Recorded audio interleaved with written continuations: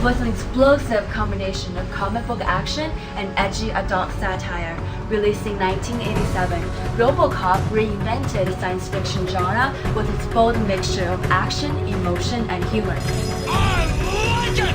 RoboCop spawned 2 sequels, 2 TV shows, and countless games and comics, but none of the stories told could rival director Paul Verhoeven's original vision. Now, 25 years since the release of the first movie, MGM is hoping to repeat the success.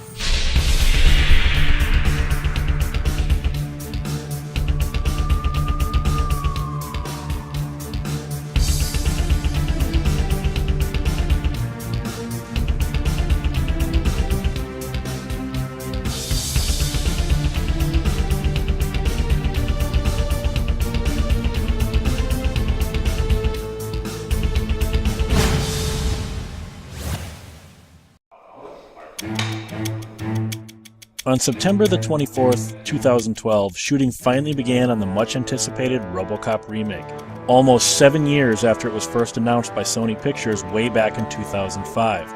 But a new movie has been rumored even farther back than that, when in 2002, Paul Verhoeven showed interest in revisiting the character. In June 2008, MGM displayed a poster at the Licensing International Expo announcing an intended 2010 release date of the film. Shortly after that, it was announced that Requiem for a Dream director Darren Aronofsky would take the helm. However, MGM was not in a good place, with the studio in dire financial trouble. $4 billion worth of financial trouble. Things slowed to a halt once again. RoboCop wasn't the only victim of MGM's money woes. Other casualties included the 23rd James Bond movie Skyfall and The Hobbit, the latter eventually being abandoned by Guillermo del Toro altogether after constant delays. It wasn't long before Darren Aronofsky also jumped ship from RoboCop amidst rumors that he disagreed with the studio in regards to shooting it in 3D. As he adamantly stated in interviews, however, this was not the reason. And rumor has it that you're going to be directing RoboCop. Any truth to that? I'm working on it. We're trying to get a screenplay. And who knows? Once we got to get a screenplay, then we got to find some money to make it.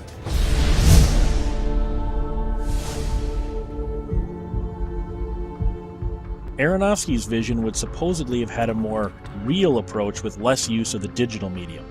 Effects would be accomplished in a similar fashion as his previous movie, The Fountain, giving it a very distinct organic look. The movie would also have had only the actual name RoboCop in common with the Verhoeven original, something that worried many fans. You know, I think I'm a huge fan of Verhoeven's film. I think it completely holds up, and it's a masterful film. Incredibly had incredible insight into the future, and it's still hilarious, and so I have full respect for it. But the thing that's exciting for a filmmaker like me about it is that it's not as iconic as some of the other titles out there. And so there's room to do stuff with it. And the world has so changed. I mean, how much every one of us is somewhat of a cyborg at this point, with cell phones hanging out of us, with implants of all different types. I think there's a lot of really timely ideas in it, and if it comes together, it'll be great, but who knows? I'll show as much respect to the fans as I can. As Aronofsky said his goodbyes during MGM's financial troubles, fans soon began to speculate if the director ever had any real interest in a RoboCop remake. Aronofsky's tendency to abandon movie projects led to the theory that this was just another publicity stunt, a stepping stone to one of his more personally invested movies, as he had also been previously attached to Batman, Superman, Watchmen, Preacher, and even recently The Wolverine, all of which he left relatively early on. In 2011, Brazilian director José Padilha was announced to remake RoboCop for a 2013 release. Padilha, who previously directed the 2 Elite Squad movies, made it clear early on that he would not use Aronofsky's script but develop his own vision for RoboCop. The movie that I'm trying to make, in a certain sense, is about... It's something that is not in the first film, because in the first film, Alex Murphy, which I love, by the way, Alex Murphy's... I love it so much that I will never try to make it again, right? Alex Murphy is shot down, and then you know, you have a little sequence in the hospital, and then he shows up as RoboCop, the famous leg coming out of the car, and you see the robot leg, and then he gets up.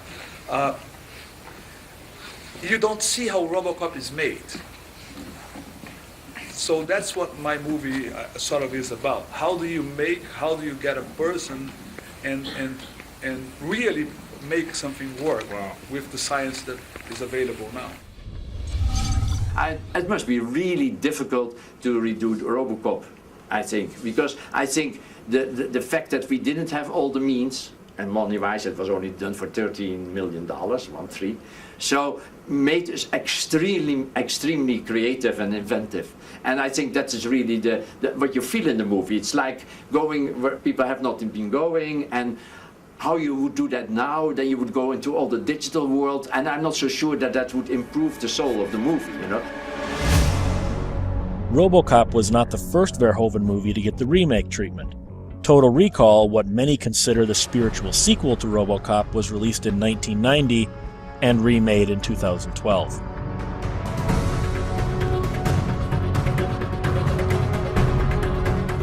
I thought both of the originals was pretty good, and I don't know why they feel like they need to make them again.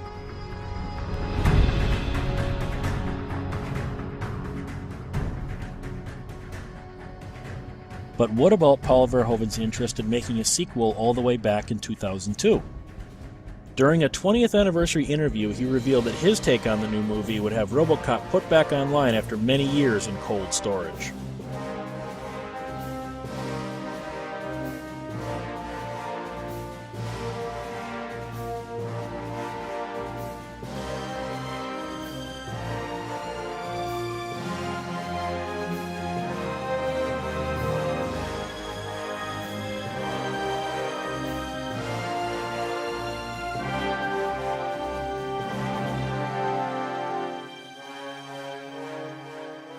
Even Peter Weller admitted he'd be interested in donning the metal armor yet again. Much to fans' disappointment, though, nothing came of this.